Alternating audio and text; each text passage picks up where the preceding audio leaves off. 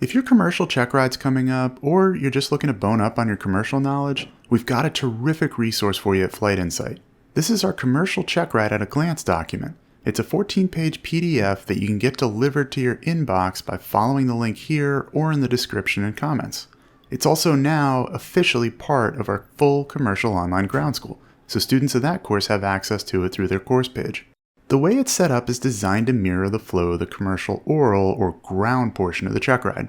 Let's go through a little bit of the content, and I encourage you to grab a copy and use it for your own studying.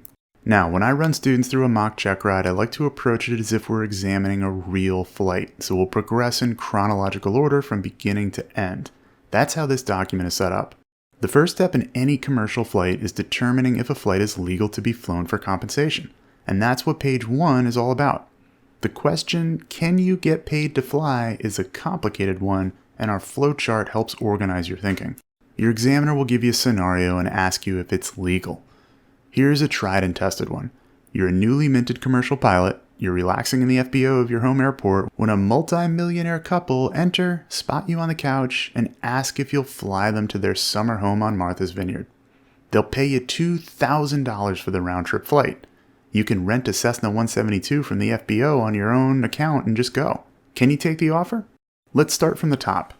Is this flight for compensation or hire? Yes, we're being paid $2,000. Note that even if the couple were simply paying the cost of the flight, it would still be considered as compensation as you're not paying your pro rata share. Now, are you carrying persons or property from place to place? Yes, you're carrying the multimillionaires to Martha's Vineyard.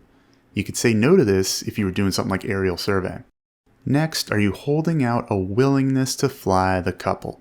Holding out a willingness is a tricky concept. The FAA defines it pretty strictly as anyone who advertises or even is generally known as someone who can be hired for flights is considered holding out. You sitting on your couch getting drafted by this couple and assuming you're not doing this on a regular basis probably means you're not holding out. By saying no to any of the last 3 questions here, we've established that this is not a common carriage flight. Saying no to the holding out question moves us to the question of, do we have operational control? Operational control generally means the ability to control what happens to the aircraft. If the couple were providing the aircraft, they would have operational control. We're going to be renting the aircraft ourselves, so we retain operational control, sometimes called a wet lease. Answering yes, we go to the size of the aircraft.